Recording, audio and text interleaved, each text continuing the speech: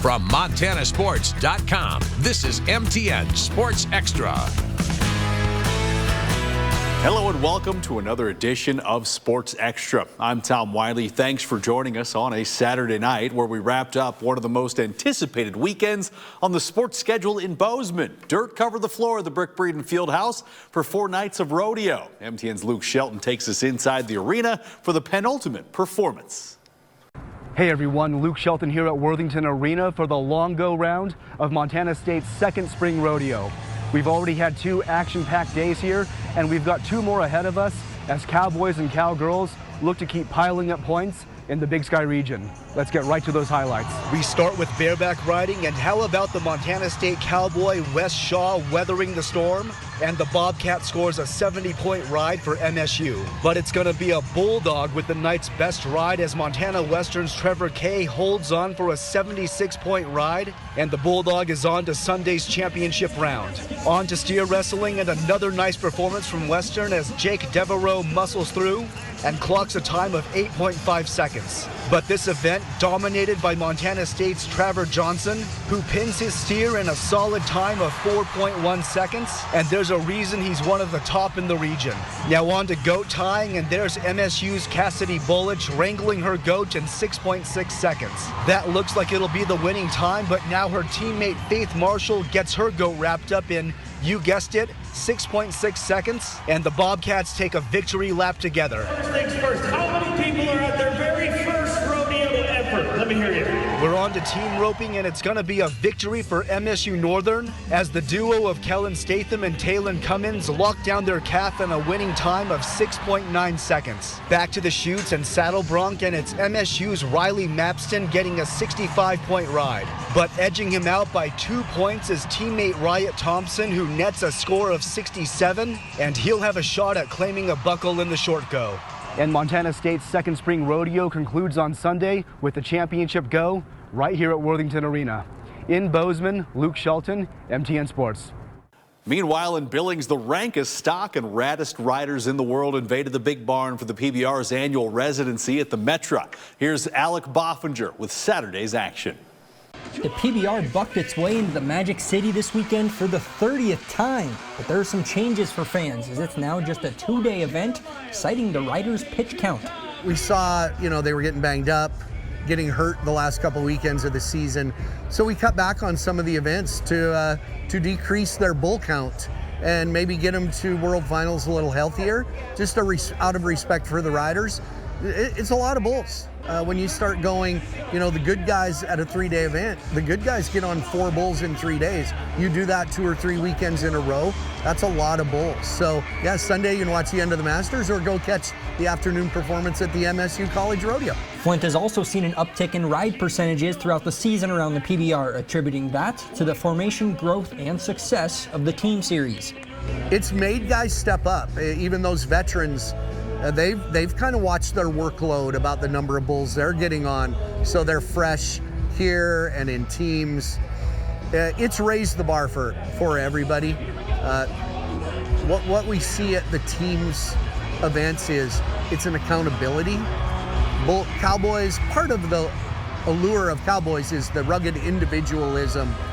They still have that, but they're also accountable to that guy beside them in the same uniform. Flint is still involved heavily with the PBR in the broadcast booth and with fan engagement, so there's still plenty on his plate. But a trip home brings the memories back. When I was in about 6th grade, my parents brought us to the NRA Rodeo Finals. My dad announced, and this was the biggest building I'd ever seen.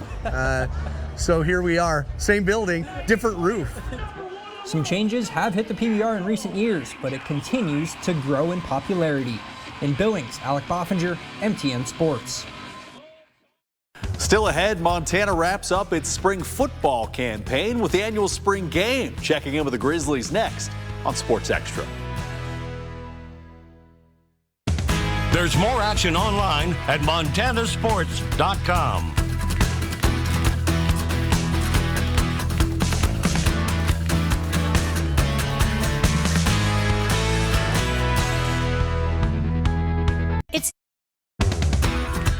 Welcome back to MTN Sports Extra, powered by MontanaSports.com. After 15 practices, the Montana Grizzlies wrapped up their April schedule with the GSA Spring Game on Friday. MTN's Kyle Hansen takes us to Washington Grizzly Stadium for the look at the Grizzlies, just 148 days from their season opener.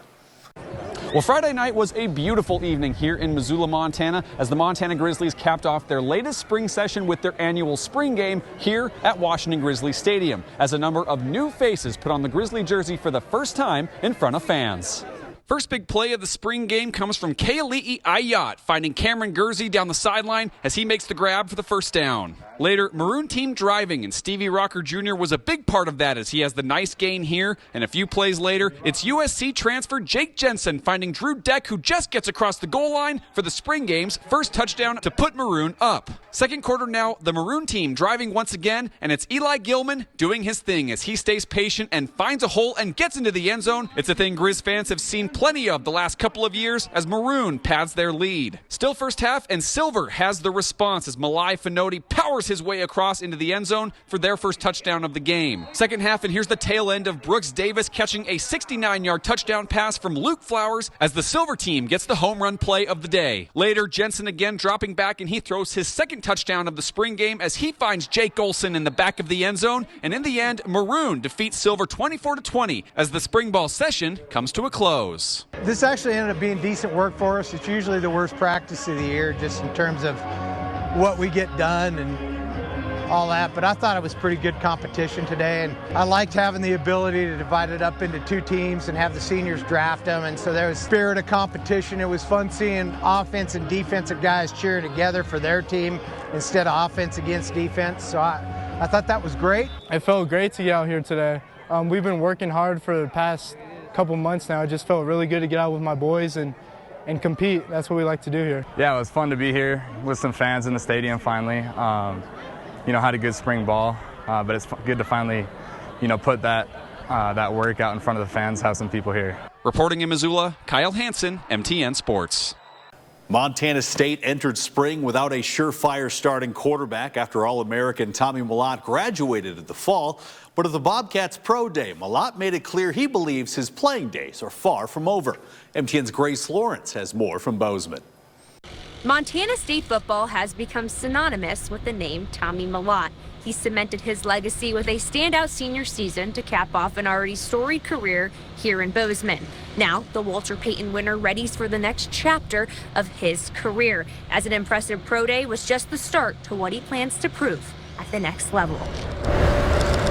There's very few individuals from Montana, very much next to none from Butte, that have an opportunity to go play Division I football, let alone go and start and become an All-American at one point, and then have an opportunity to play in the NFL is, such a low percentage. It's an honor to obviously, represent the people that have bought into who I am as an individual. Mellott spent the past 3 months training in California under Les Spellman. He made the move just 4 days after playing in the FCS Championship. Mellott's pro day highlights included a 4.39 in the 40, a 41-inch vertical, and 19 reps on the bench press. I think he made it evident what his ability is, his talent, his numbers are. I mean, they're phenomenal, and that's phenomenal in a sport where there's all kinds of phenoms out there. He's one of them. Mellott trained as a wide receiver and specialist coming into pro day, as his athletic attributes give him the best ability to fit into whatever position may suit a team best at the next level. People doubted my ability to play the quarterback position. After 4 years, I become the player of the year at the quarterback position. So that's the type of growth that I can have at whatever position it might be. The main NFL comparison to make for Mellott is Julian Edelman,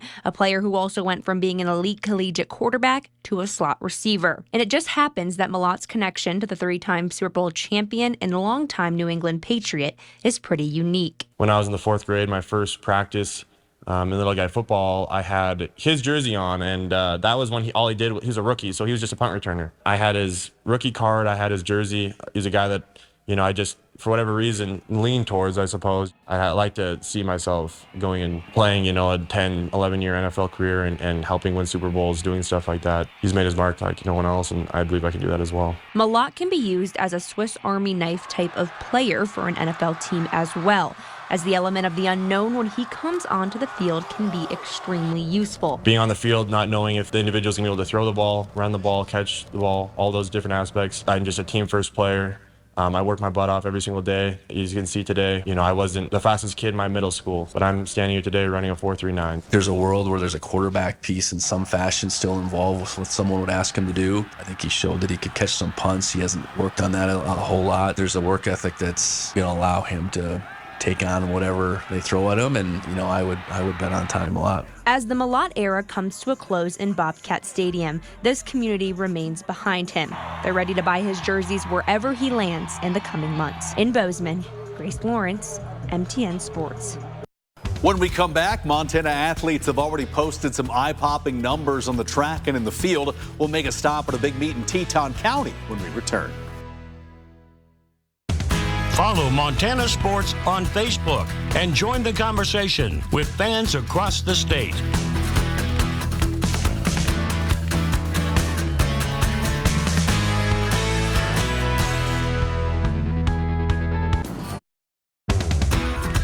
Welcome back to MTN Sports Extra, powered by MontanaSports.com.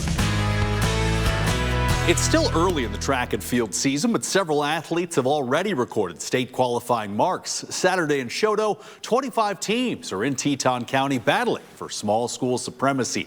MTN's Will Charlton has more. Will Charlton here in Choteau for the Bulldog Track and Field Invitational. 25 Class B and C schools competing on this Saturday and one of the state's bigger events of the season. We'll start off our highlights with the top heat of the boys' 100-meter dash, and it's a tight race between all the athletes here, but ultimately Chinook's Carson Nissen finishes first with an 11.54.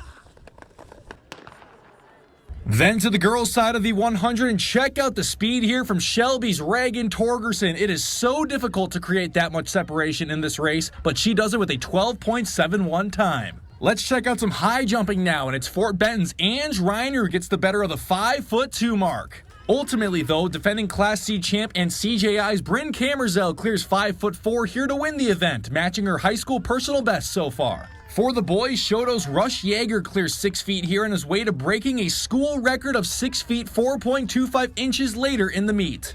Distance running time, and to the boys' mile we go. It's a close finish, but how about Harlem's Ethan Walker coming from behind to take the win in the top heat? Girls' mile now, and who else is a fitting top finisher than the defending Class B champion Natalie Hodgkiss of Choteau? She runs a 5-minute, 23-second 1600. Back to some sprinting. It's the 4x100 meter relay on the boys' side, and how about the Belt Huskies? Wow, what a performance this was. It's a 46.19. And if you thought that was good, the Fort Benton girls might impress you as well. And check out the closing speed from freshman Lily Ferris to give the Longhorns a 52.02 4x100. Lastly, we'll show off some 400 running, starting with the boys where it's a battle between Conrad's Ledger Martin, Cascades Tyler Lane, and Lane records a 53.5 to take it. Guess who's back on the girls' side of things? It's Hodgkiss, and she wins the race with a time of 1.03. For more on the event, visit MontanaSports.com. In Choteau, Will Charlton, MTN Sports. A year ago, the Flathead boys set all-class state records in both the 400 and 1600-meter relays. And as MTN's Derek Joseph tells us, they're back for more in 2025. Last year, Flathead High School's 4x400 relay team set record-breaking times at state. And with 3 of the 4 runners returning this year, the expectations are even higher. Set. Go. With a state record of 3:15.92 in last year's 1600-meter relay, this year's Flathead relay team, led by 2 returning seniors and 1 junior, are anxious to break that record again. What our hopes are is by the end of the season we can be maybe even run faster than last year, which is a high bar, but it's something that I think we can do as we've hit 3 returners who we've all come back and we've gotten faster. With the relay being one of the few team aspects of track and field, this squad believes their experience running together gives them the edge they need to accomplish their goal. And I think just overall, I mean, track's obviously an individual sport a lot of the time, but I think just team chemistry and being able to motivate each other as well, like, just coach each other on the relays and things like that. I think it, motivates you to, be able to kind of reach like next level like we did last year. Although the relay is a team event, each runner's individual performance is crucial to finishing with a good time. Senior Lane Shivers has taken on the responsibility of setting up his teammates for success. As the first leg, I know kind of the whole race is dependent on me. My mentality going out there is these guys are dependent on the lead that I give them, so I'm going out running as hard as I can, all 400 meters, to make sure that my guys have the ability to maintain a lead and keep pushing. For both the seniors, ending the season on top of the podium and the record book would be the perfect cap to their high school athletic careers. Knowing it's my last chance, especially with all my brothers on this team, is it's really important to me to just have the opportunity to do it. But knowing that we have a chance, I think that we're all motivated on another level this year. In Kalispell, Derek Joseph, MTN Sports. Just ahead, a Highline homecoming for a high-profile sports writer who's back in Havre coaching the team that sparked his love of baseball in the first place. Sports Extra returns after the break. Download our free app and take MTN Sports with you. Just search Montana Sports in the App Store or Google Play.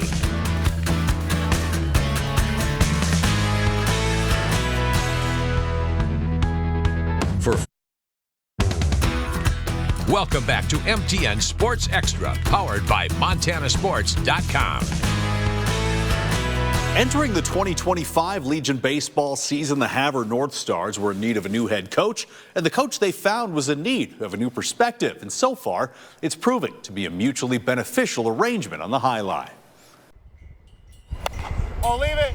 Easy. As the Mariners beat writer for the Seattle Times, Havre native Ryan Divish has spent nearly every day of every summer for nearly 20 years on the road or at the ballpark. I covered my first Mariners game for the Tacoma News Tribune in August of 2006, and I have spent every summer essentially covering baseball since then. And while Ryan enjoys his work and was proud of his accomplishments, the job certainly took its toll. When you're at the park and you're there and you're talking to the players, you're covering the games, that part is great. It's the traveling, the hotels. I was flying 75,000 miles a summer. So that part of the grind, I think, was starting to wear on me. He wanted an opportunity to reconnect with the game he loved, enjoy a Montana summer, and spend more time with his girlfriend and her children in Havre. So he approached management at the Times with an idea. I looked into the idea of taking a leave of absence at our paper, and it's actually in our collective bargaining agreement. And so I kind of explored it some more. I talked to my family. I talked to my coworkers is a big thing as well. And then I just kind of decided, yeah, I think I need this. That's how Ryan Divish landed back on the High Line, coaching the same team that originally sparked his love for baseball. I grew up one block from this park. It was a big part of my life. Honestly, if I didn't have baseball in college, I probably wouldn't be sitting here. I wouldn't have made it to cover the Mariners or any of that. And Divish inherits a North Stars team with one of the more experienced rosters in the state. Maybe that's probably the selfish part, is I get to come back to a pretty loaded team. The North Stars only graduated one player last year and return a talented core of upperclassmen, including Divish's stepson, Tyson Brandon. Most of these guys I've been playing with since we were 12, 10, 12. So, I mean, it's going to be amazing. I've waited like my whole life to be in the situation we're in this year. And to have Ryan coaching, it just means everything to me. Divish will return to the Mariners beat in early August, hopefully with a new outlook and some hardware. As I tell these guys, stay in the moment, be where your feet are at, and enjoy it. And a year ago at this time, I never thought I'd be sitting right here right now. Right now, I'm just kind of focused on hopefully getting this team to districts and winning districts and getting to state. That's their goal.